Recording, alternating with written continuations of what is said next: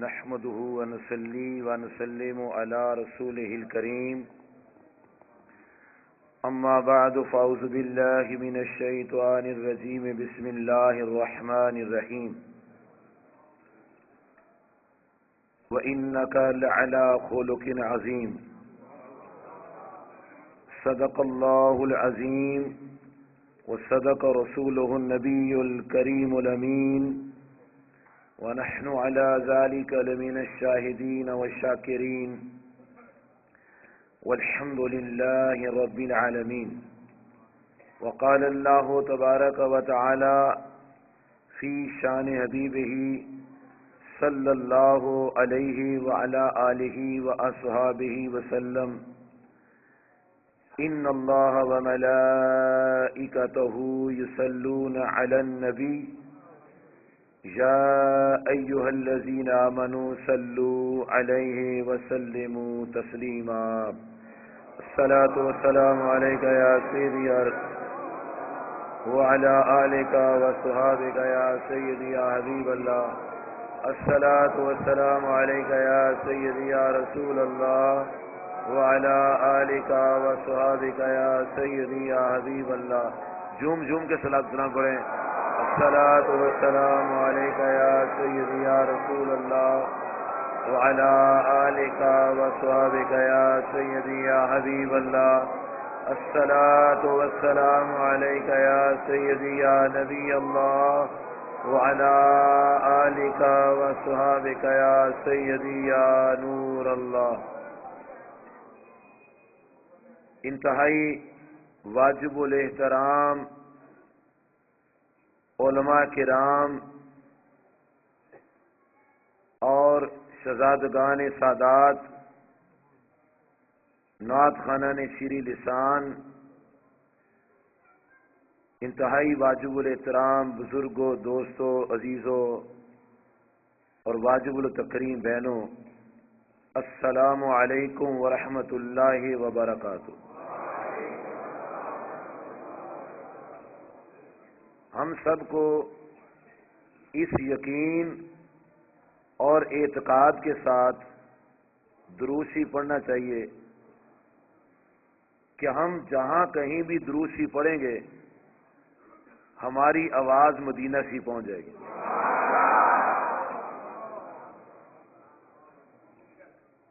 ابن تیمیہ کے شاگرد ابن قیم الجوزی صاحب نے اپنی کتاب جلاء الافہام میں 65 نمبر صفحہ ہے، بیروت کا چھاپا، اس میں حضرت ابو درداء رضی اللہ تعالیٰ عنہ سے حدیث شریف نقل کی ہے امام طبرانی کے حوالہ سے کہ نبی کریم صلی اللہ علیہ وسلم نے فرمایا لیس من عبد یصلی علی الا بلغنی صوت حیث کانا.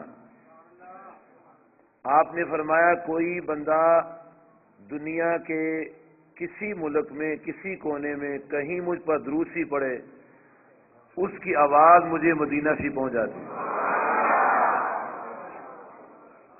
آج کے سائنسی دور میں اگر کسی کو سمجھ نہیں آتی تو انتہائی افسوس کی بات ہے. یہ سائنسی دور ہے. سائنسی اس دور میں آواز کیا بندے بھی نظر آتے ہیں. یہ جو روشنی ہے یہ سی ڈی بنے گی. آپ ملتان لے جائیں، اپنے سسٹم میں اس کو لگائیں، یہ ساری روشنی وہاں جائیں گی، پوری اسی طرح روشنی ہوگی، چمک بھی ایسی ہوگی. صرف حوالے کے طور پر سمجھانے کے لیے آپ کے علم میں اضافے کے لیے عرض کرتا ہوں، اگر پہلے جانتے ہیں تو دہرائی ہو جائے گی. اہل حدیث حضرات کے ایک علامہ صاحب ہیں، ان کا نام ہے عبد الرحمن صفی مبارک پوری صاحب. انہوں نے کتاب لکھی ہے الرحیق المختوم. اس میں انہوں نے امام احمد بن حنبل علیہ رحمہ کے حوالہ سے مسند احمد شریف جلد 4 صفحہ نمبر 128 کے حوالہ سے اس کتاب میں لکھا ہے کہ جب نبی کریم صلی اللہ علیہ وسلم پیدا مکہ مکرمہ میں ہوئے اور اس مقدس گھر میں پیدا ہوئے جو آج بھی مکہ شریف میں قابل زیارت ہے. اس مکان کی چھت بھی تھی، دیواریں بھی تھی، دروازہ بھی تھا.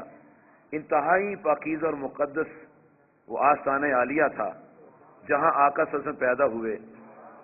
تو لکھتے ہیں کہ جب نبی صلی اللہ علیہ وسلم پیدا ہوئے تو ایک نور نکلا مکہ شریف میں، آپ کے مقدس آستانے میں نکلا، لیکن فرماتے ہیں اس کی روشنی شام تک پہنچ گئی. یہ اس دور میں بھی روشنیاں پہنچتی تھی، لیکن روشنی والے تب بھی مانتے تھے، آج بھی مانتے. اندھیرے والا تب بھی نہیں مانتا تھا، آج بھی نہیں مانتا. روشنی والے تب بھی مانتے تھے.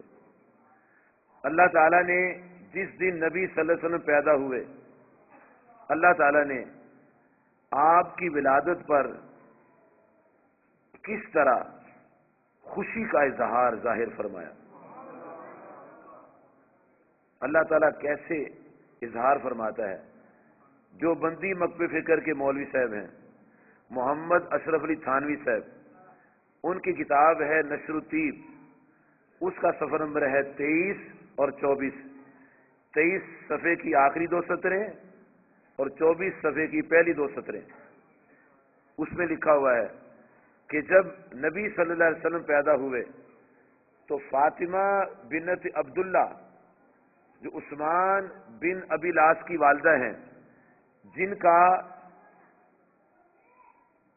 جن کی کنیت ام عثمان ثقیفہ ہے،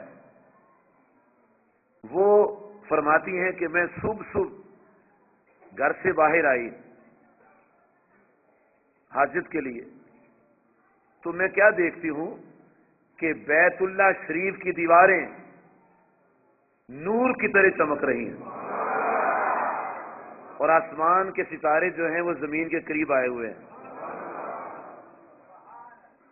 میں نے غور کیا، تحقیق کی، ڈھونڈا آج ہوا کیا ہے کہ خانہ کعبہ کی دیواریں نور کی طرح چمک رہی ہیں اور آسمان کے ستارے بھی زمین پر آئے ہیں.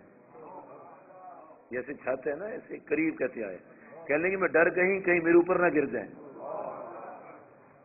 فرماتی جب میں نے معلومات حاصل کی تو پتہ چلا کہ حضرت عبد المطلب کے ہاں ایک پوتا پیدا ہوا ہے جیسی شان والا کوئی جہان میں پیدا ہوا ہی نہیں ہے. کہتی اتنا حسین و جمیل. یا رسول مرحبا مرحبا. جاری ہے. فرماتی ہیں کہ اتنا حسین و جمیل میں نے کسی کو نہیں دیکھا، اور جنہوں نے دیکھا وہ کیسے تھے. فرماتے لمبی لمبی پلکیں تھیں، قدرتی سرما تھا، ناف بریدہ تھے، مختون تھے، ریشم سے ملائم ہاتھ اور پاؤں تھے، اور اتنا نورانی چہرہ تھا کہ دنیا میں کسی کا ایسا چہرہ تھا ہی نہیں. جنہوں نے دیکھا ایسے دیکھا، جنہوں نے دیکھا ایسے دیکھا. تو اللہ تعالیٰ کے فضل و کرم سے جب آپ دنیا میں تشریف لائے تو آپ کے دادا نے کتنی خوشی کی. آپ کے دادا حضرت عبد المطلب نے اہل حدیث کی کتاب، نام ہے رحمت للعالمین، قاضی محمد سلیمان منصور بھی صاحب لکھتے ہیں کہ حضرت عبد المطلب نے ان کا نام رکھا محمد صلی اللہ علیہ وسلم، اور ان کو لے کر خانہ کعبہ اللہ کے گھر لے کر آئے. اور جب لے کر آئے تو مکہ کے سردار وہاں جمع ہوئے تو انہوں نے مبارکباد دے دی. پوچھا عبد المطلب آپ نے ان کا نام کیا رکھا ہے؟ تو فرمانے لگے میں نے نام رکھا ہے محمد صلی اللہ علیہ وسلم. تو برادری کہنے لگی اے عبد المطلب آپ کمال ہو، ہماری پوری نسل میں شجرے میں کسی کا نام محمد نہیں ہے صلی اللہ علیہ وسلم، تو آپ نے کیا نام رکھ دیا ہے؟ تو حضرت عبد المطلب فرمانے لگے میں نے یہ نام اس لیے رکھا ہے تاکہ دنیا ان کی تعریفیں کرے. دیکھ لو کب ان کا نام رکھنے کا خیال اور کیا ذہن کے اندر بات ہے. اور پھر خوشی اتنی ہوئی کہ جب گھر واپس آئے تو خوشی میں اونٹ ذبح کیا اور اونٹ ذبح کر کے گوشت تقسیم فرمایا. لوگ کہتے ہیں جی کس نے خوشی کی؟ اللہ نے خود خوشی کی. اللہ سے بڑا کسی کا انداز محبت ہو سکتا ہے؟ خالق نے خانہ کعبہ کو نور سے منور کر دیا. نہیں جی صحابہ کا بتاؤ. میں نے کہا پھر آپ اگر صحابہ کے اوپر جاتے ہیں تو مجھے بتاؤ کہ صحابہ کرام نے ختم بخاری کرایا، تقریب بخاری کی ہے، اختتام بخاری کی ہے؟ کیا صحابہ کرام نے قومی سیرت کانفرنس کی ہے؟ کیا صوبائی سیرت کانفرنس ہوئی ہے؟ کیا صحابہ کرام نے اس نے قرات کے مقابلے کرائے ہیں؟ کوئی نہیں کرائے. کیا صحابہ کرام نے احتجاجی جلوس نکالے ہیں؟ منافقین نبی صلی اللہ علیہ وسلم کی بےادبی کرتے تھے اور صحابہ کرام کا ایمان جوش مارتا تھا اور عرض کرتے تھے یا رسول اللہ صلی اللہ علیہ وسلم اجازت ہو تو ہم ان کا سر قلم کر دیں. تو نبی محترم علیہ السلام فرماتے تھے نہیں، لوگ کیا کہیں گے کہ خود ہی کلمہ پڑھاتے ہیں، خود ہی سر قلم کرتے ہیں. آپ نہ جلوس نکالنے دیتے تھے نہ سر قلم کرنے دیتے تھے. صحابہ کرام احتجاجی جلوس نہیں نکالتے تھے، تاریخ ثابت نہیں کر سکتی. تو میں نے ایک صاحب سے پوچھا کہ جناب آپ یہ احتجاجی جلوس کیوں نکال رہے ہو؟ کہتا آپ کو پتہ نہیں ہے؟ میں نے کہا کیا؟ دیکھو ڈنمارک اور ناروے والوں نے ہمارے نبی صلی اللہ علیہ وسلم کی بے ادبی کی ہے، اس لیے جلوس نکال رہے ہیں. میں نے کہا وہ تو ڈاکٹر سرفراز نیمی صاحب کی صدارت میں بھی ہوتے تھے، وہ اچھی بات ہے، لیکن آپ کیوں نکالتے ہو؟ آپ تو جلوسوں کے خلاف ہو. کہنے لگے یہ جلوس ہم اس لیے نکالتے ہیں تاکہ غیرت ایمانی کا اظہار ہو. ہم غیرت ایمانی کے اظہار کے لیے جلوس نکالتے ہیں، پتہ چلے کہ ہمارے اندر غیرت ہے. ہم برداشت نہیں کر سکتے کوئی ہمارے نبی صلی اللہ علیہ وسلم کی بے ادبی کرے. میں بس مسئلہ آپ نے خود ہی حل کر دیا، سیدھا سا مسئلہ آپ نے خود ہی حل کر دیا ہے. یہ کیا؟ میں نے کہا جب نبی صلی اللہ علیہ وسلم کی بے ادبی ہو، جس وقت بے ادبی ہو اس وقت جلوس نکالنا یہ غیرت ایمانی کا اظہار ہے. اور جب ولادت کا وقت اور جب ولادت کے زمانے کی بات ہو، جب وہ تاریخ آئے جس تاریخ میں نبی صلی اللہ علیہ وسلم پیدا ہوئے تھے، تو جب وہ تاریخ آئے تو پھر جلوس نکالنا محبت کا اظہار ہے.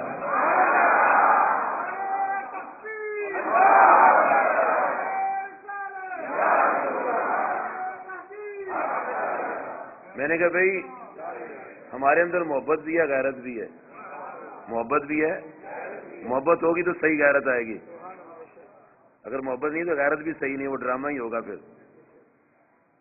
اگر احتجاجی جلوس غیرت کا اظہار ہے تو میلاد شریف کا جلوس محبت کا اظہار ہے. ختم بخاری حدیث سے ثابت نہیں ہے. 72 سال اعلان نبوت کے بعد امیر معاویہ رضی اللہ عنہ کے دور حکومت تک 72 سال گزرے، کبھی ختم بخاری نہیں ہوا.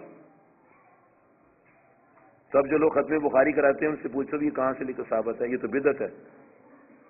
کل بدعت دلالۃ، ہر بدعت گمراہی ہے. نہیں، ہم شریف آدمی ہیں، شریف لوگ ہیں، ہم اپنے آقا کی محبت کو مانتے جانتے ہیں. ہمارے نزدیک احتجاج جلوس بھی جائز ہے، میلاد شریف کا جلوس بھی جائز ہے، ختم قرآن بھی جائز ہے، ختم بخاری بھی جائز ہے. یہ تو نہ ہو کہ یار ختم بخاری تو جائز ہے، ختم قرآن نہ جائز ہے. یہ نہیں، یہ ڈنڈی نہیں مارنی چاہیے، کام سیدھا سیدھا رکھنا چاہیے.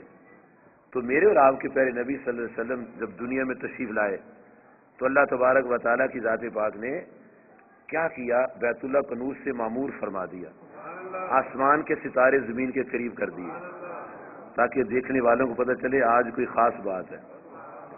اس دن کی یاد. محفل میلاد کا مطلب ہوتا ہے نبی صلی اللہ علیہ وسلم کی ولادت کے زمانے کی یاد میں محفل. تو وہ آج سے 1483 سال پہلے آپ پیدا ہوئے تھے، تو اس دن کی محبت میں بغیر تاریخ مقرر کیے، تاریخ مقرر کیے، 12 تاریخ ہو 14 تاریخ ہو، آگے پیچھے اپنی محبت کا اظہار کیا جاتا ہے۔ تو جن کی محبت میں ہم یہ اہتمام اور پروگرام کرتے ہیں، ان کی شان میں رب ذوالجلال نے قرآن مجید فرقان حمید میں ارشاد فرمایا ہے وَإِنَّكَ لَعَلَىٰ خُلُقٍ عَظِيمٍ۔ اللہ تعالیٰ ارشاد فرما رہے ہیں محبوب علیہ السلام وَإِنَّكَ لَعَلَىٰ خُلُقٍ عَظِيمٍ، آپ خلق عظیم پر ہیں۔ آپ کے خلق کو رب ذوالجلال نے عظیم فرمایا ہے۔ رب عظیم نے نبی صلی اللہ علیہ وسلم کے خلق کو عظیم فرمایا ہے۔ ہم جب رکوع میں جاتے ہیں تو رکوع میں کہتے ہیں سبحان ربی العظیم، پاک ہے میرا رب جو عظیم ہے، پاک ہے میرا رب جو عظیم ہے۔ قرآن پاک میں آتا ہے وَسَبِّحْ بِاسْمِ رَبِّكَ الْعَظِيمِ وَهُوَ الْعَلِيُّ الْعَظِيمُ وَاللَّهُ ذُو الْفَضْلِ الْعَظِيمِ وَاللَّهُ وَالْقُرْآنِ الْعَظِيمِ وَهُوَ رَبُّ الْعَرْشِ الْعَظِيمِ۔ اللہ کا عرش بھی عظیم، اللہ کا فضل بھی عظیم، اللہ تعالیٰ کا قرآن بھی عظیم، اللہ تعالیٰ کی ذات بھی عظیم، اللہ تعالیٰ کا نام بھی عظیم۔ وہ عظیم ذات جس کا نام عظیم ہے، جس کی ذات عظیم ہے، جس کا قرآن عظیم ہے، جس کا فضل عظیم ہے، جس کا قرآن عظیم ہے، اس ذات نے فرمایا ہے اے محبوب علیہ السلام آپ کا خلق بھی عظیم ہے۔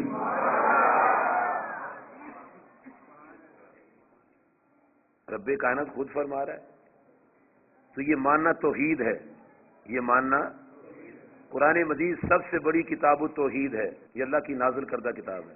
بڑے بڑے لوگ آئے، بڑے بڑے لوگوں کو چیلنج کیے گئے، رب کائنات نے فرمایا ایک سورج اس کی مثل لے آؤ، 10 صورتیں لے آؤ، پورا قرآن اس کی مثل لے آؤ، کوئی دنیا کی طاقت قرآن مجید کی مثل نہیں لا سکی، نہ لا سکی نہ لائے گی، کسی میں طاقت ہے ہی نہیں ہے۔ جتنی مرضی تعریفیں کر لیں، جتنی مرضی توحید کی کتابیں لکھ لیں، سب سے بڑی توحید کی کتاب قرآن مجید ہے۔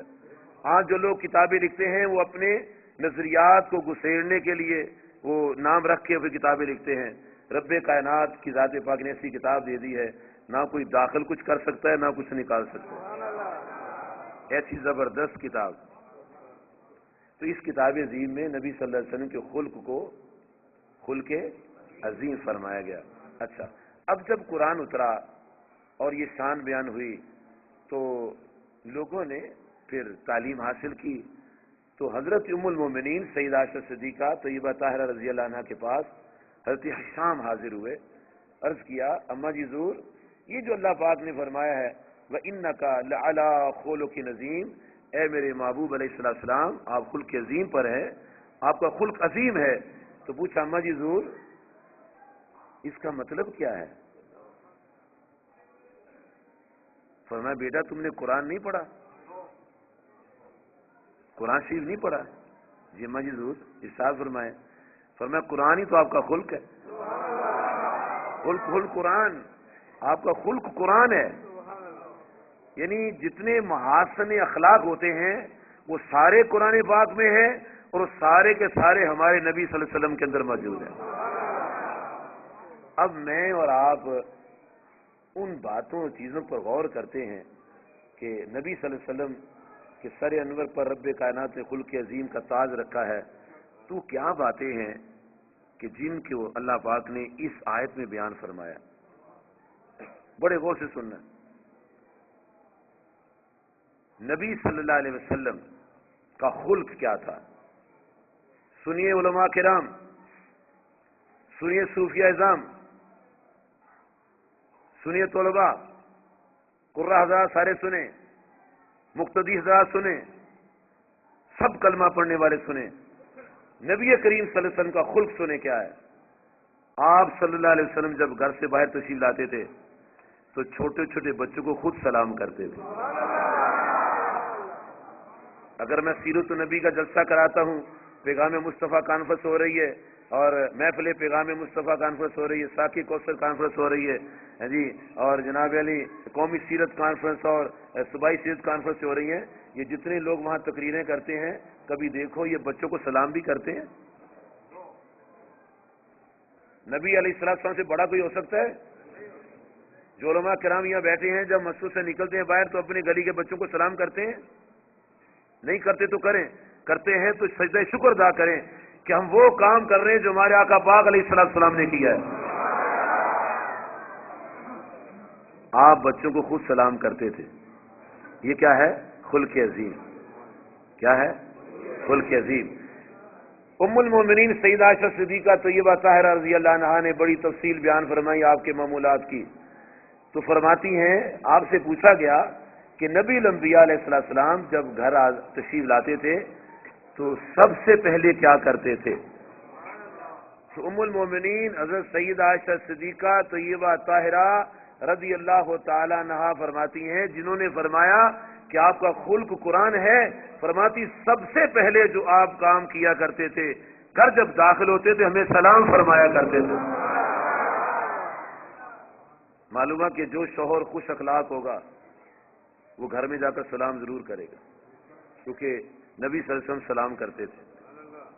اگر سلام نہیں کرتے تو اس کا مطلب شوہر خوش اخلاق نہیں ہے، بد اخلاق ہے یہ، کیونکہ نبی صلی اللہ علیہ وسلم جو خلق عظیم کا تاج پہنے ہوئے وہ اپنے گھر جاتے تھے سلام کرتے تھے، پھر مسواک فرماتے تھے، پھر اپنی ازواج سے پوچھا کرتے تھے کھانا کھایا آپ نے؟ اور ام المومنین سیدہ عائشہ صدیقہ رضی اللہ تعالیٰ عنہ فرماتی ہیں کہ نبی صلی اللہ علیہ وسلم غریب کی دعوت کو بھی قبول فرماتے تھے، غلام کی دعوت کو قبول فرماتے تھے، اور اگر کوئی خرگوش کا ایک پایا پکاتا، ایک اتنا سا اس کا پایا ہوتا ہے، اور آ کر عرض کرتا ہے یا رسول اللہ صلی اللہ علیہ وسلم میں نے خرگوش کی ٹانگ پکائی ہے اور میں آپ کی دعوت کرنا چاہتا ہوں، تو نبی کریم صلی اللہ علیہ وسلم فرماتے تیری دعوت قبول ہے۔ اگر کوئی اپنے آپ کو خوش اخلاق جانتا ہے کہ میں بڑا اخلاق والا ہوں، تو اب اپنے آپ کو دیکھے اپنے غریب بہن بھائی کے گھر جاتا ہے، غریب کی دعوت قبول کرتا ہے؟ اگر تو غریب کی دعوت قبول کرتا ہے پھر سجدہ شکر ادا کرے کہ یا اللہ تیرا شکر ہے میں نے وہ کام کر لیے تیرے محبوب علیہ السلام نے نمونہ عطا فرمایا۔ نبی صلی اللہ علیہ وسلم کبھی غریب کی دعوت کو ٹھکراتے نہیں تھے۔ مجھے ایک بندہ کہتا ہے کہ میں اپنے بھائی کے گھر اس میں عزت ہی کوئی نہیں کی۔ میں واہ سبحان اللہ، آپ پہلے عزت والے تھے جو عزت نہیں کی؟ کہنا کیا مطلب؟ میں عزت والا ہر حال میں عزت والا ہوتا ہے، عزت والا اللہ تعالیٰ فرمایا العزت للہ وللرسول وللمؤمنین، عزت اللہ کے لیے، عزت رسول اللہ علیہ السلام کے لیے، اور عزت ایمان والوں کے لیے۔ کوئی اچھے نام سے پکارے نہ پکارے، مومن ہر حال میں عزت والا ہے۔ کہنے لگا دیکھو جی میں اپنے بھائی کے گھر گیا ہوں تو پھیکا پانی پلا دیا ہے، کوئی عزت کی ہماری؟ جیسے ہمارے معاشرے کے لوگ جب کہیں بچے کی وہ نسبتوں کے لیے جاتے ہیں کہتے ہیں وہ بندے کوئی ہماری عزت ہی نہیں کی ہے، ہمیں وہ نہ چلنے والا مرغا ہی نہیں کھلایا جو اپنی ٹانگوں پر نہیں چل سکتا، ہماری عزت ہی نہیں کی ہے، ہمیں وہ سبزی کھلا دی ہے۔ یاد رکھیں عزت والا جو ہوتا ہے جہاں بھی وہ عزت والا ہے، عزت والا جہاں بھی ہے عزت والا ہے۔ کہتے ہیں نا ہیرا جہاں بھی ہو ہیرا ہی ہوتا ہے، ہیرا سر پر رکھو تب ہیرا، ہیرا زمین پر رکھو تب ہیرا، ہیرا الماری میں رکھو تب بھی ہیرا، ہیرا جسم پر سجاؤ تب بھی ہیرا، ہیرا ہر جگہ ہیرا ہوتا ہے، اور مومن ہر جگہ عزت والا ہوتا ہے، بلکہ مومن سے دوسروں کو عزت حاصل ہوتی ہے۔ نبی کریم صلی اللہ علیہ وآلہ وصحبہ مبارک وسلم آپ جناب انس رضی اللہ عنہ کی والدہ ام سلیم کے گھر تشریف لے گئے، تو ام سلیم رضی اللہ عنہا نے سادہ پانی، سنو مسلمانوں جن کی عزت سیون اب سے بنتی ہیں، سنو میرے پیارے دوستو، سادہ پانی ایک چھوٹے سے چمڑے کے مشکیزے میں رکھا ہوا تھا، تو آقا صلی اللہ علیہ وسلم جو تشریف لائے تو انہوں نے وہی سادہ پانی پیش کر دیا۔ آپ نے تو نہیں کہا ام سلیم میں امام الانبیاء دودھ پلا، یہ تو نے کیا کیا؟ اگر آپ ایسا فرما دیتے تو پھر غریب کدھر جاتے؟ آپ نے وہ پانی کا مشکیزہ لیا اور اس کا دھانا جو تھا منہ میں رکھے بسم اللہ سی پڑھ کے پانی پیا، اور پانی نوش فرمانے کے بعد مشکیزہ اس کو واپس کر دیا. انہوں نے کینچی پکڑی اور کینچی لے کے مشکیزے کا دھانا جو تھا وہ کاٹ لیا. فرمایا مسلم یہ تو نے کیا کیا؟ عرض کیا میرے کریم آقا علیہ السلام یہاں آپ کے ہونٹ لگ گئے ہیں، یہ مقدس ہو گیا ہے. عزتوں والوں سے چیزیں بھی عزت والی ہو جاتی ہیں. جو کہتے ہیں مجھے پانی پلا کے میری عزت نہیں کی، اس کی عزت تو تھی ہی نہیں پہلے. اگر پہلے عزت ہوتی تو پانی سے ضائع ہو جاتی ہے. پانی پینے سے ضائع نہیں ہوتی میرے دوستو. اپنے مزاج کو درست کرنے کی ضرورت ہے. رشتہ داروں کے ساتھ ظلم نہیں کرنا چاہیے، اپنے سمدھیوں کو پریشان نہیں کرنا چاہیے. اگر وہ سادہ پانی بھی پیش کریں تو محبت سے لینا چاہیے. یہ سنت ہے نبی صلی اللہ علیہ وسلم کی، یہ محبت ہے، یہ خلق ہے، آپ کا خلق ہے. یہ خلق عظیم کی نمونے ہیں. نبی کریم صلی اللہ علیہ وآلہ و صحابی مبارک وسلم کی شان دیکھو. سنو میرے دوستو بھائیو، میں روایتی انداز ایسا کہ آنا جانا سننا سنانا یہ نہیں میں اس کا قائل. روایات بھی بیان ہوتی ہیں لیکن حقائق جو سمجھنے چاہیے. نبی کریم صلی اللہ علیہ وسلم کی شان سنو گے تو پتہ چلے گا کیا عظمت و شان آپ اظہار فرماتے ہیں. نبی کریم صلی اللہ علیہ وسلم آپ غریبوں کے گھر چلے جاتے تھے اور ایسے ایسے غریب کہ ان کے پاس چار پائی پر بچھانے کے لیے چادر بھی نہیں ہوتی تھی، اور عرش نشین نبی صلی اللہ علیہ وسلم کے لیے وہ چار پائی بچھا دیتے جس پر چادر نہ ہوتی تھی. تو آپ کے مزاج میں کبھی بھی پریشانی نہیں آتی تھی. آپ اس چار پائی پر بیٹھ جاتے اور اگر گرمی ہوتی تو کرتا شی اتارتے، کرتا شی اتار کے اسی چار پائی پر لیٹ جاتے جس پر چادر نہ ہوتی. اور جب لیٹے رہتے تو بان کے نشانات جسم پر پڑ جاتے، بان کے نشانات جسم پر پڑ جاتے. آپ کی زندگی میں یہ کیوں ایسی بات ملتی ہے؟ اس لیے اگر کوئی امیر آدمی، اگر کوئی بہت بڑا آدمی اپنے کسی غریب بہن بھائی کے گھر جائے اور اس کے پاس ایسی چار پائی بیٹھنے کے لیے ہو جس پر چادر بچھانے کے لیے نہ ہو تو خوشی اس پر بیٹھے، اور پھر گرمی کا موسم ہو تو سنت ادا کرنے کے لیے کرتا اتارے اور اس چار پائی پر لیٹ جائے. کچھ دیر لیٹنے کے بعد اٹھے اور لوگ گھر والے کہیں آپ کے جسم پر تو بان کے نشان بن گئے ہیں، تو شکر کرے آج میں خوش نصیب ہوں، آج مجھے بھی وہ نعمت حاصل ہو گئی جو نبی پاک نے امت کو عطا فرمائی. اپنے جسم پر بان کے نشان نہ دیکھے تو ناز کرے کہ میرے جسم پر نشان بنے، میرے آقا پاک کے بھی نشان بنے. یہ آپ صلی اللہ علیہ وسلم کا خلق عظیم ہے، یہ خلق عظیم کا نمونہ ہے. نبی کریم صلی اللہ علیہ وآلہ وصحبہ وسلم جب کسی گھر جاتے تھے تو دروازے پر کھڑے ہو کر فرماتے تھے السلام علیکم ورحمۃ اللہ وبرکاتہ. تو گھر والا سن کے فوراً باہر آ جاتا تھا. ایک دن حضرت ابو رافع رضی اللہ تعالیٰ عنہ جو آپ کے آزاد کردہ غلام تھے، آپ ان کے گھر تشریف لے گئے تو دروازے پر کھڑے ہو کر آپ نے فرمایا السلام علیکم ورحمۃ اللہ وبرکاتہ. اس نے آواز پہچانی، فوراً باہر آیا، دروازہ کھولا اور خوش ہو گیا. غریب ترین انسان اور امیر ترین امام الانبیاء تشریف لا رہے ہیں. کائنات میں سب سے امیر ترین اللہ کے خزانوں کے خازن جو ہیں میرے اور آپ کے کریم آقا صلی اللہ علیہ وسلم. اور آج بھی خزانے تقسیم ہو رہے ہیں. امام بخاری صاحب رحمۃ اللہ نے لکھا ہے کہ آقا علیہ السلام نے فرمایا انما انا قاسم واللہ یوتی، اللہ مجھے عطا فرماتا ہے میں تقسیم کرتا ہوں. اور آپ نے یہ نہیں فرمایا کہ میرے دنیا سے جانے کے بعد تقسیم بند ہو جائے گی اور عطا بھی بند ہو جائے گی. آج عطا بھی جاری ہے، تقسیم بھی جاری ہے. تشریف لے آئے خزانوں کے مالک، خزانوں کے خازن قاسم تشریف لے آئے صلی اللہ علیہ وسلم. بڑا خوش ہے. بھی غریب کے گھر امام الانبیاء ہیں تو خوشی نہیں ہوگی؟ ان کے تو زمین پر پاؤں نہیں لگتے ہوں گے. عجیب کیفیت ان کی ہوگی، رکت تاری ان پر ہوئی ہوگی اور جسم وجد میں کانپ رہا ہوگا. آپ صلی اللہ علیہ وسلم کو بٹھایا تو آپ نے گھر میں خوشبو پائی. فرمایا ابو رافع خوشبو آ رہی ہے. عرض کیا میرے کریم آقا علیہ السلام مجھے کسی نے ہدیے میں بکری دی تھی، بکری میں پکا رہا ہوں. سنیں میرے دوستو، توجہ فرمائیں، دھیان کریں میری طرف بات کی طرف۔ نبی کریم صلی اللہ علیہ وسلم تمام نبیوں کے سردار، اللہ تعالیٰ کے محبوب علیہ السلام، جس سے بڑا کائنات میں کوئی نہیں ہے، بعد از خدائے بزرگ اتوئی قصہ مختصر۔ آپ اس کے گھر گئے، خوشبو پائی، فرمایا ابو رافع کیا ہو رہا ہے؟ عرض کیا حضور کھانا پکا رہا ہوں۔ فرمایا اچھا بتاؤ کھانا پک گیا؟ جی حضور دیکھتا ہوں میں۔ دیکھا تو ہنڈیاں تیار تھی۔ مجھے آپ بتائیں، کبھی ہم اپنے بہن بھائی گھر جائیں، کبھی ہم نے پوچھا کیا پکا رہے ہو؟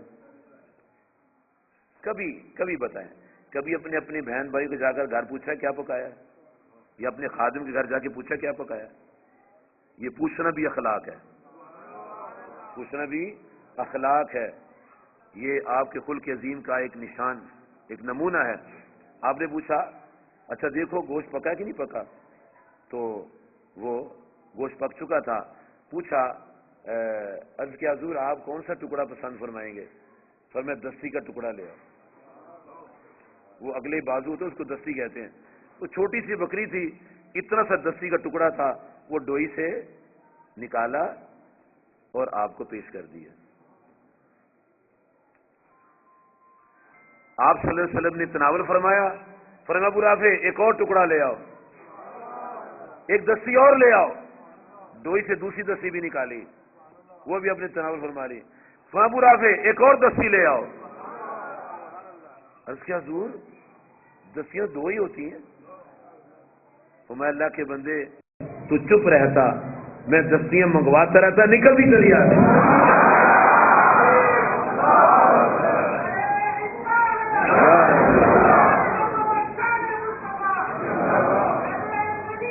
جاری ہے، یہ خلق ہے، یہ آپ کا خلق ہے۔ یہ صرف تلاوت کے لیے آیت نہیں اتری، یا نمازیں پڑھانے کے لیے صرف نہیں اتری، اس کا نمونہ بھی ہم بننا ہے، نمونہ بھی بننا ہے۔ کبھی غریب بہن بھائی کی دعوت کو ٹھکرانا چاہیے۔ ام المومنین فرماتی ہیں کہ آپ صلی اللہ علیہ وسلم بیمار کی بیمار پرسی فرماتے تھے، غلام کی دعوت قبول فرماتے تھے، جنازوں میں جاتے تھے، اور گھر کے کام بھی ہمارے ساتھ کرتے تھے۔ گھر کے کام کرنا بھی خلق عظیم ہے۔ اپنا بٹن مبارک خود لگا لیتے تھے، یہ بھی خلق عظیم کا ایک حصہ ہے۔ اپنی قمیض مبارک کو ٹانک لیتے تھے، یہ بھی خلق عظیم کا حصہ ہے۔ اپنے پپوش مبارک کو گرا لگا لیتے، یہ بھی خلق عظیم کا حصہ ہے، یہ بھی خلق میں آتا ہے۔ اور فرماتی ہیں جب آپ گھر میں کام کاج کر رہے ہوتے تھے اور ادھر اذان کی آواز آتی تو سب کچھ چھوڑ چھاڑ کے نماز کے لیے چلے جاتے، یہ بھی خلق عظیم کا حصہ ہے۔ یہ نہیں فرماتے تھے کوئی نہیں پڑھ لیں گے نماز، جیسے ہم کہتے ہیں کوئی نہیں بڑا ٹائم ہے پڑھ لیں گے نماز۔ کوئی ایک حدیث ایسی نہیں ہے جس میں نبی صلی اللہ علیہ وسلم کا یہ ارشاد موجود ہو کہ جب نماز کا وقت ہو گیا ہو تو صحابہ نے عرض کیا حضور نماز کا وقت ہو گیا ہے، کوئی نہیں پڑھ لیں گے نماز۔ کبھی آپ نے ایسا نہیں فرمایا۔ پوری تاریخ میں ایسی بات نہیں ملتی کہ آپ نے فرمایا کہ پڑھ لیں گے نماز۔ نہیں، پڑھے نماز، آؤ پڑھے نماز۔ آپ یہ نہیں کہ فرماتے تھے کہ پڑھ لیں گے نماز، ہم کہتے ہیں پڑھ لیں گے بڑا ٹائم ہے، آپ کبھی نہیں فرماتے تھے۔ سمجھ نہیں ٹائم ہو گیا پڑھے نماز، یہ بھی خلق عظیم ہے۔ بردباری یہ بھی خلق عظیم کی وصف میں سے ہے۔ برداشت کرنا، معاف کرنا، غصے کو کنٹرول کرنا، بدخلق کا خوش خلقی سے جواب دینا، کسی پر زیادتی نہ کرنا، تانا زنی نہ کرنا، الزام تراشی نہ کرنا، بہتان نہ لگانا، یہ سب خلق عظیم ہے۔ اس لیے رب کائنات نے فرمایا لقد کان لکم فی رسول اللہ اسوۃ حسنہ، فرمایا لوگوں تمہارے لیے میرے نبی صلی اللہ علیہ وسلم کی زندگی بہترین نمونہ ہے، ہر شخص کے لیے نمونہ ہے، آقا کے لیے بھی نمونہ ہے، بندے کے لیے بھی نمونہ ہے، والدین کے لیے بھی نمونہ ہے، اولاد کے لیے بھی نمونہ ہے۔ نبی صلی اللہ علیہ وسلم جورانہ میں گوشت تقسیم فرما رہے تھے، ایک خاتون عصمت و عظمت کا پیکر، شرافت کا پیکر، باحیا باوقار عظمت والی خاتون تشریف لائیں تو نبی صلی اللہ علیہ وسلم نے اپنی نورانی چادر زمین پر بچھا دی. وہ نورانی چادر مبارک ایک دن ام المومنین سیدہ عائشہ صدیقہ رضی اللہ عنہا نے اپنے سر پر اوڑھی ہوئی تھی، صحن میں بیٹھی ہوئی ہیں، گھر میں انوار و تجلیات کی بارش ہو رہی ہے، کپڑے بھیگ رہے ہیں، اور نبی صلی اللہ علیہ وسلم باہر سے آئے تو کپڑے بالکل سوکھے ہیں. اس کے حضور بارش نہیں ہو رہی، میرے کپڑے تو گیلے ہو گئے، آپ کے کپڑے سوکھے ہیں، بارش نہیں ہو رہی. تو نبی محترم صلی اللہ علیہ وسلم نے فرمایا نہیں بارش تو نہیں ہو رہی. تو عرض کیا حضور میرے اوپر تو بارش ہو رہی ہے. تو آپ صلی اللہ علیہ وسلم کی ذات پاک نے فرمایا اے مومنوں کی ماں سر پر کیا اوڑھ رکھا ہے؟ عرض کیا حضور میں نے آپ کی چادر اوڑھ رکھی ہے. فرمایا ذرا اس کو اتارو تو صحیح. جب اتارا تو بارش کوئی نہیں تھی. فرمایا اس چادر پر رحمت کی بارش اتر رہی.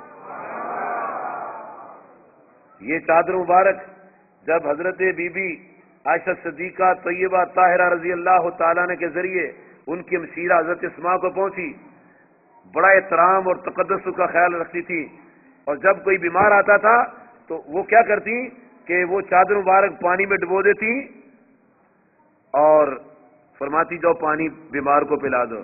جو ہی پانی پیتا شفا یاب ہو جاتا. وہ نورانی چادر مبارک نبی صلی اللہ علیہ وسلم نے زمین پر بچھائی.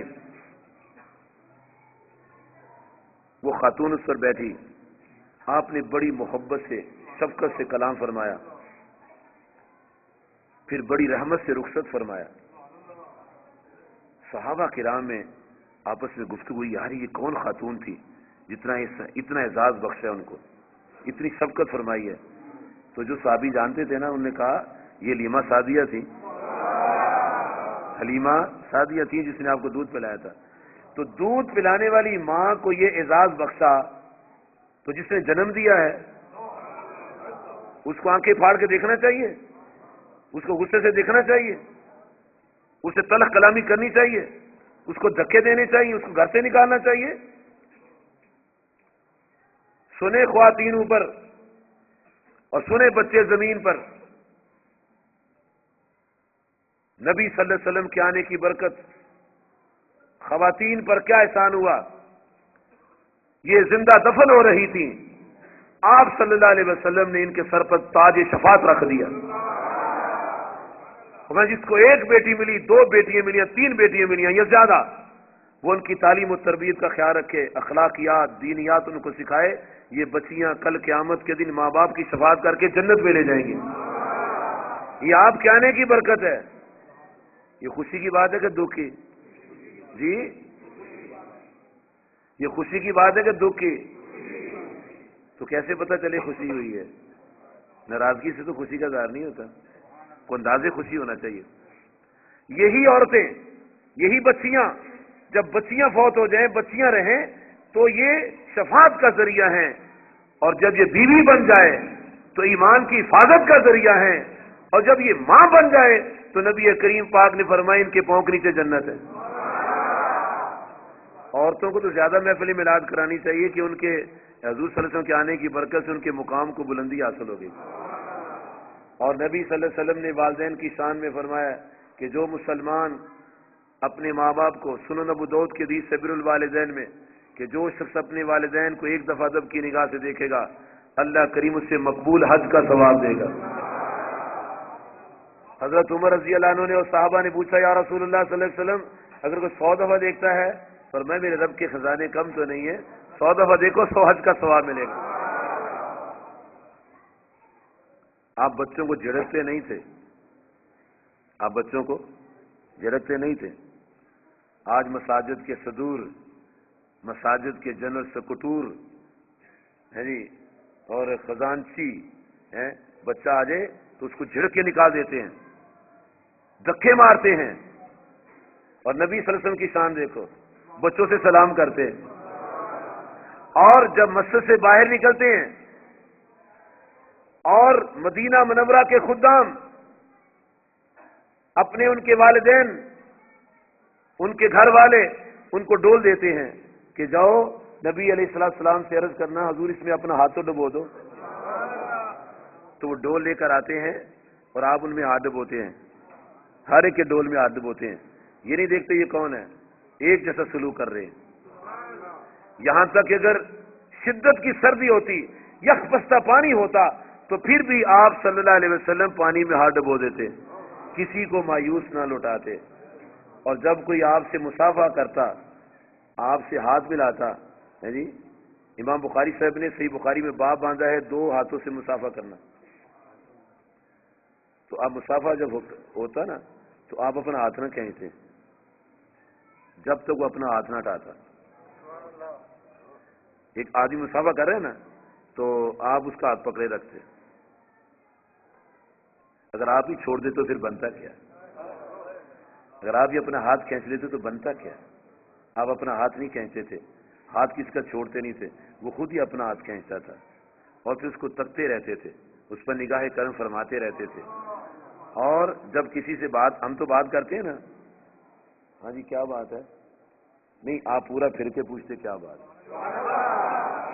ایسی شفقت فرماتے، پورا رخ زیبا فرما کے اپنا پورا دیدار کراتے، گردن پھیر کے بات نہیں فرماتے تھے. ایسی شفقت فرماتے نبی صلی اللہ علیہ وسلم، ایسی رحمت فرماتے تھے. اور پھر لوگ کیوں نہ فدا ہوتے، ہر ایک سے تو مہربانی سے پیش آتے تھے.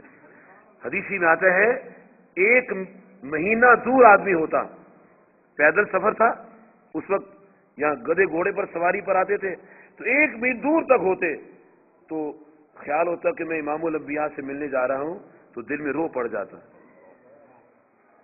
1 میل دور سے ہی، مہینے کی مسافت دور سے ہی، اور جب قریب آتا حضور صلی اللہ علیہ وسلم ایسی شفقت فرماتے سارے غم ختم ہو جاتے. کبھی ہم آپ کی محبت کی باتیں سنے پڑے، اپنے اوپر ان کی امپلیمنٹیشن کریں، اطلاع کریں. جی ہمارے سب کی حالت یہی ہے، جب غصہ چلے تو شکل بدل جاتی ہے. غصہ چلے نا، گھر میں ہوتا ہے نا، غصہ چڑھ جاتا ہے تو شکل بدل جاتی ہے کہ نہیں بدلتی، ڈرونی شکل ہو جاتی ہے. اور کئی بندے اپنے بچوں کو شکل بگاڑ کے ڈراتے ہیں. رسول اللہ نے اچھی بڑی شکل دی ہے تو اس کو بنا کے الٹی پلٹی اس کو ڈراتے ہیں. لیکن نبی صلی اللہ علیہ وسلم کو جب جلال آتا تھا، ہائے ہائے ہائے، تو چہرہ مبارک اور زیادہ چمکا کرتا تھا، پیشانی مبارک میں ایک رگ نمایاں ہوتی تھی، چہرہ سرخ ہوتا تھا سیب سے بھی پیارا، اور دل کرتا تھا ایسی حالت میں بھی دیکھتے چلے جاؤ. نبی کریم صلی اللہ علیہ وآلہ مبارک وسلم کی شفقتیں اور محبتیں ہر کسی نے پائی ہیں. جانوروں نے بھی شفقتیں پائی ہیں، پرندوں نے شفقتیں پائی ہیں، غرباء اور مساکین نے، محتاجوں نے شفقتیں پائی ہیں. آپ صلی اللہ علیہ وسلم کسی کو جھڑکتے نہیں تھے، اور آپ صلی اللہ علیہ وسلم نے کبھی اپنے ہاتھ سے اپنی کسی بیوی کو نہیں مارا، نہ کسی غلام کو مارا. باتیں کرنی اور سننی تو بڑی آسان ہے، باتیں منہ سے کرنی ہے، سننی کانوں سے ہے، بڑا آسان ہے. لیکن ان پر عمل کرنا ہاتھ پاؤں سے ہے، یہ ذرا مشکل سا کام ہے. زبان بھی 2.5 تولے کی ہے، کان کا تو وزن ہی کوئی نہیں ہے، آنکھ بھی بے وزن ہے، وزن تو ہاتھ پاؤں والے ہیں، ان کے وزن ہے، ان سے کام کرنا. جناب انس رضی اللہ تعالیٰ عنہ فرماتے ہیں 10 سال میں آپ کی خدمت کرتا رہا. کتنے سال؟ 10 سال خدمت کرتا رہا، کبھی نبی صلی اللہ علیہ وسلم مجھے جھڑکا نہیں، کبھی نہ فرمایا اے انس یہ کیا کر دیا تو نے، ستیہ ناش کر دیا، کبھی نہ کہا یہ کیوں نہیں کیا، یہ کیوں کیا، کبھی نہ کہا. فرماتے ایک دن رسول کریم صلی اللہ علیہ وسلم نے مجھے کسی کام کے لیے بھیجا، تو میں جب کام کے لیے گیا نا تو باہر وہ کھیل ہو رہی تھی. اس دور میں بھی ایسے ہوتا تھا جیسے ہمارے ہوتا ہے، دائرہ بنا کے لوگ دیکھتے ہیں کوئی تماشا لگا ہوا ہے. تو جناب انس رضی اللہ عنہ وہیں کھڑے ہو گئے، 5 منٹ 10 منٹ آدھ گھنٹہ گھنٹہ سوا گھنٹہ 1.5 گھنٹہ کھڑے رہے. رسول کریم صلی اللہ علیہ وسلم نے ہمیں نمونہ دینے کے لیے کہ اگر کوئی خادم باہر جائے اور دیر ہو جائے تو اس کو جا کے دیکھو. دیکھ تو گھر میں بھی رہے تھے، دیکھ تو گھر میں بھی رہے تھے، لیکن نمونہ بنانے کے لیے جا کر دیکھا. دیکھ تو آسمان کے پیچھے بھی رہے ہیں، لیکن وہاں جا کر دیکھا. نبی صلی اللہ علیہ وسلم یہ ایسے اس لیے کرتے تھے تاکہ ایسا کرنے کا نمونہ پیدا ہو جائے. آپ نماز پڑھایا کرتے تھے اور لوگ آپ سے گزارش کیا کرتے تھے. امام بخاری صاحب نے صحیح بخاری میں لکھا ہے جلد نمبر 2 صفحہ نمبر 1056، اور امام مسلم نے لکھا ہے جلد نمبر 2 صفحہ 359 میں لکھتے ہیں ایک بندے سے گناہ سرزد ہوا اور اس نے آپ صلی اللہ علیہ وسلم سے عرض کیا حضور مجھے حد لگا دیجئے، سزا دے دیجئے. تو نبی کریم صلی اللہ علیہ وسلم کوئی اس سے پوچھا نہیں کہ تو نے جرم کیا کیا ہے.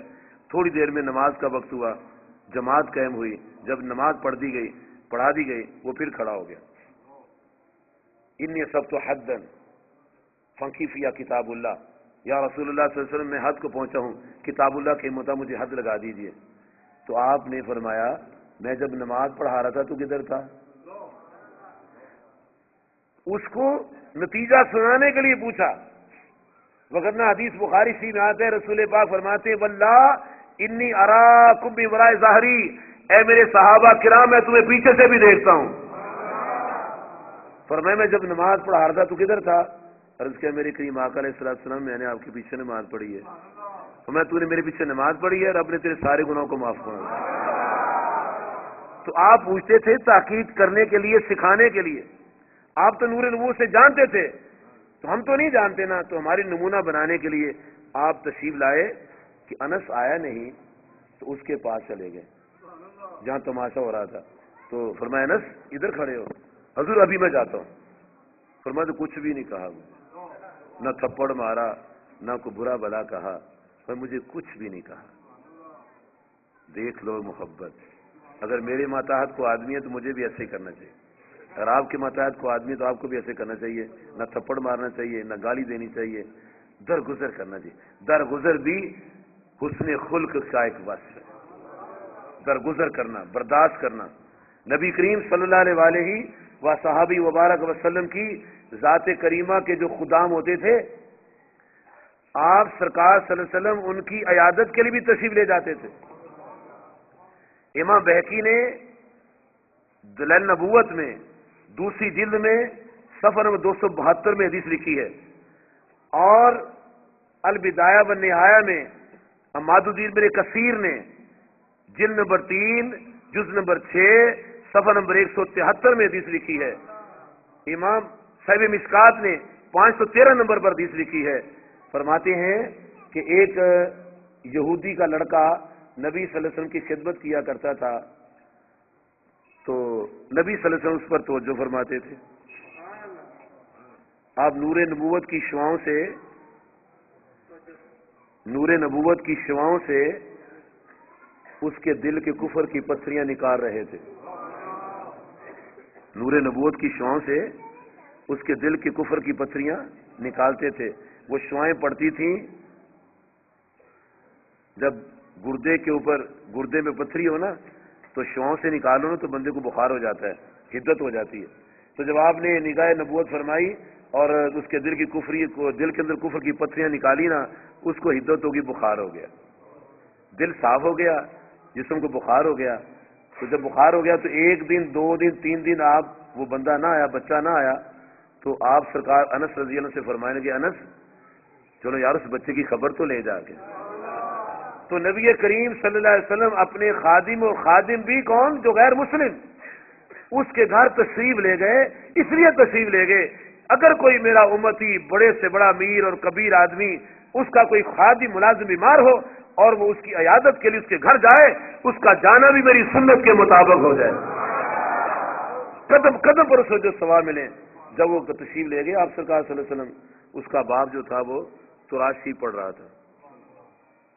تو آقا صلی اللہ علیہ وسلم نے موقع کی مناسبت سے بات کی. فرمایا یا یہودیو، اے یہودی، حل تجد فی التوراۃ نعتی و صفتی و مخرجی. اے یہودی، یہ جو تورات تم پڑھ رہے ہو اس میں میری نعت ہے، اس میں میری نعت ہے. یہ نعت کا لفظ نبی پاک کی زبان پاک سے نکلا ہوا لفظ ہے. نعت بدعت نہیں ہے، نعت نہ پڑھنا بدعت ہے، نعت پڑھنا تو سنت ہے. لیکن ہر وقت نعت شریف پڑھنا اور تعلیم نہ لینا یہ بھی تعلیم نہیں آپ کی.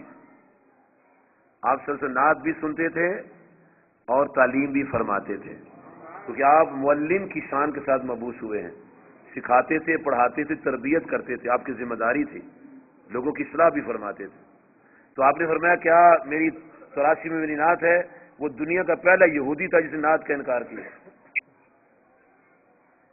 سب سے پہلے جس نے نعت کا انکار کیا وہ یہودی تھا۔ اس لیے کلمہ پڑھنے والوں کو یہودیوں والا کام، کلمہ پڑھنے والے کو نعت کا انکار۔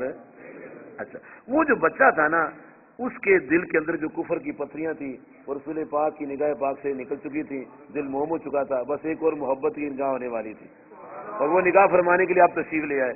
آپ نے دیکھا بھی ماحول تیار ہے، اب ایک پیار کی نگاہ دیکھنی ہے اور وہ مسلمان ہونا ہے، تو آپ اس کے گھر تشریف لے آئے، اور گھر تشریف لا کر جب توجہ فرمائی، آپ نے پوچھا کیا تراب میں میری نعت ہے، میری صفتیں آنے کا ذکر ہے؟ کہا نہیں، آپ کو کوئی ذکر نہیں۔ اس بچے نے سب کچھ سنا ہوا تھا، سب کچھ پڑھا ہوا تھا، اس بچے نے جب دیکھا میرے والد نے جھوٹ بولا ہے تو حدیث میں آتا ہے وہ ایسے کانپا، حدیث میں قال فتح بلا بلا، اے بلا، اسے ایسے کر کہا بلا واللہ یا رسول اللہ، حضور مجھے اللہ کی قسم ہے تو رات میں آپ کی نعت بھی ہے، صفتیں بھی آنے کا ذکر بھی ہے۔ اللہ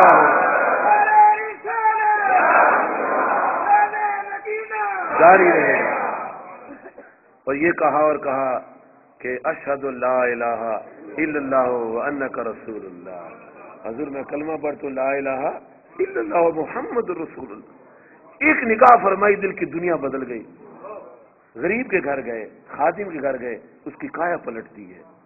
میرے بزرگوں دوستو، ہمارے نبی صلی اللہ علیہ وسلم خلق شان کے عظیم کے ساتھ مبعوث ہوئے ہیں، ہمیں ان کی سیرت مبارکہ، ان کے میلاد مبارکہ کا ذکر، میلاد کی خوشی میں جلوس نکالیں اور سیرت مبارکہ پر عمل کر کے اپنی زندگی کو سنواریں۔ اللہ تعالیٰ مجھے اور آپ کو توفیق عطا فرمائے۔ وآخر دعوانا ان الحمد للہ رب العالمین۔